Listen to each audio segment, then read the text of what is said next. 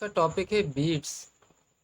जब दो waves different frequencies की एक साथ सुनाई देती हैं तो बीट फिनोमिना अराइज होता है। ऑब्वियस सी बात है, जब फ्रीक्वेंसी डिफरेंट है दोनों वेव्स की तो इंटरफेरेंस होगी।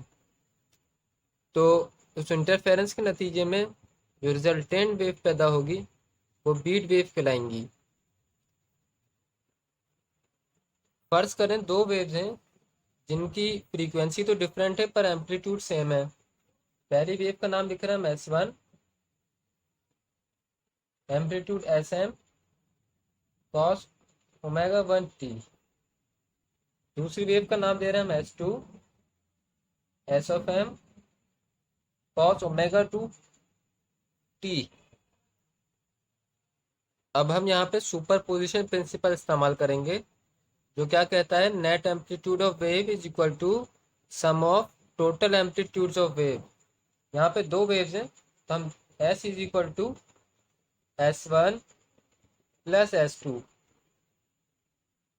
तो S is equal to S of M cos omega t plus S of M cos omega 2t।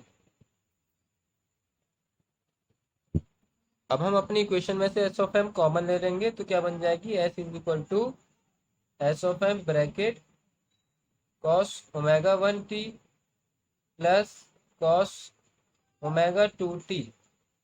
अब यहाँ पे ट्रिग्नोमेट्रिक आइडेंटिटी अप्लाई होगी, cos alpha plus cos beta. Cos alpha plus cos beta की trigonometric identity का formula क्या है, cos alpha plus cos beta is equal to 2 cos alpha minus beta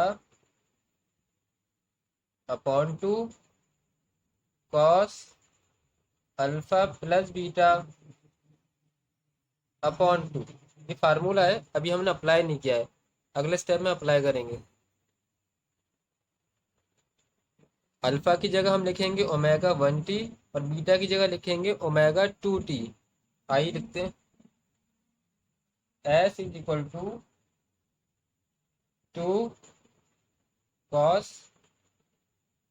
omega 1t minus omega 2t upon 2 cos omega 1t plus omega 2t upon 2। अब देखिए t दोनों में same है तो t हम कॉमन ले लेंगे। S is equal to 2 cos omega 1 minus omega 2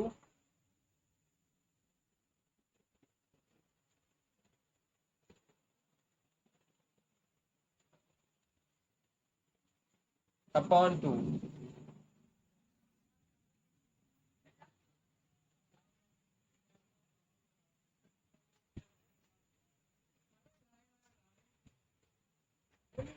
अब हम फर्ज करते हैं let omega 1 minus omega 2 upon 2 बराबर है ओमेगा डैश के and omega 1 plus omega 2 upon 2 बराबर है ओमेगा के। ये हम पुट कर देंगे तो इक्वेशन बन जाएगी S is equal to 2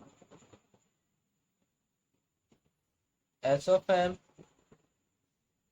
cos omega dash t cos omega t, सब जगह S ऑफ M रह गया।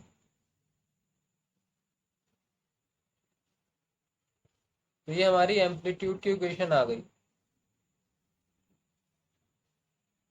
दो वेव जिनकी फ्रीक्वेंसी डिफरेंट है, जब वो इंटरफेयर करेंगी तो उनका एम्पलीट्यूड हम इस फार्मूले से निकालेंगे। समझिएगा ज़रा, हमारे एम्पलीट्यूड की मैक्सिमम वैल्यू कब होगी, जब कॉस ओमेगा डैश टी बराबर होगा 1 के या फिर -1 के। कॉस के फंक्शन की वैल्यू 1 से ऊपर नहीं जाती है, कम तो होती है, लिहाजा 1 से कम वैल्यू होगी तो पूरे की फंक्शन की वैल्यू लेस हो जाएगी। या तो हमें +1 चाहिए या फिर -1।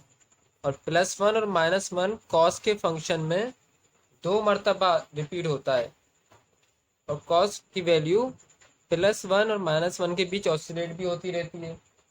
और +1 और -1 कॉस के फंक्शन में ट्वाइस, इन 2 मरतबा रिपीट होता है।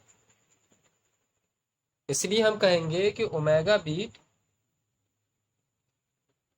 बराबर है 2 ओमेगा डैश के, क्योंकि +1 और -1 की वैल्यू ट्वाइस रिपीट होती है, इसलिए हमने 2 लिया है। और ओमेगा डैश से मुराद फ्रीक्वेंसी है। अब आइए करते हैं।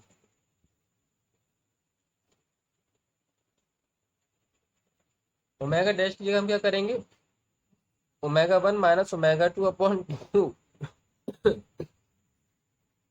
तो इक्वेशन बन जाएगी omega beat = 2 omega 1 minus omega 2/2। 2 से 2 कैंसिल, क्या बचा, omega beat = omega 1 minus omega 2। Omega हम जानते हैं बराबर है 2πf के।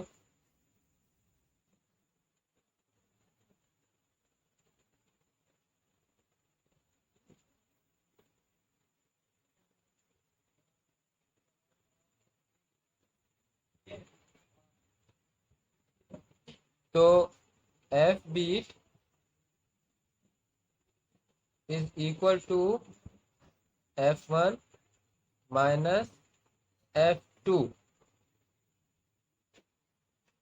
जब दो wave of different frequencies interfere करेंगी, उसके बाद उनकी नेट फ्रीक्वेंसी पता करने के लिए हम ये वाला फार्मूला यूज करेंगे। वो क्या है, F beat = F1 minus F2। हमने एम्पलीट्यूड का फंक्शन मालूम किया और बीट फ्रीक्वेंसी मालूम की।